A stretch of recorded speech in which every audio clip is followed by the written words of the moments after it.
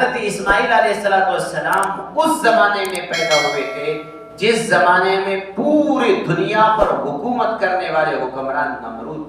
نمرود تھے اور سب سے پہلے حکمران پوری دنیا کے وہ نمرود تھے۔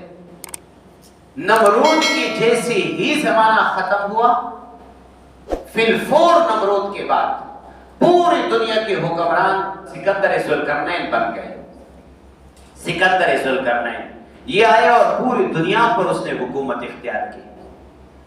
اور سکندر ذوالقرنین کے پھر کچھ فاصلے سے حضرت سلیمان علیہ السلام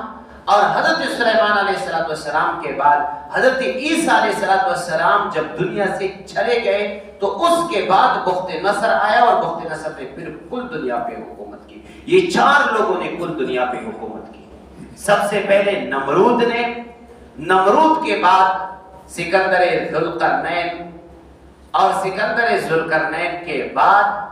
پھر کچھ فاصلے پر حضرت سلیمان علیہ السلام، اور حضرت سلیمان علیہ السلام کے بعد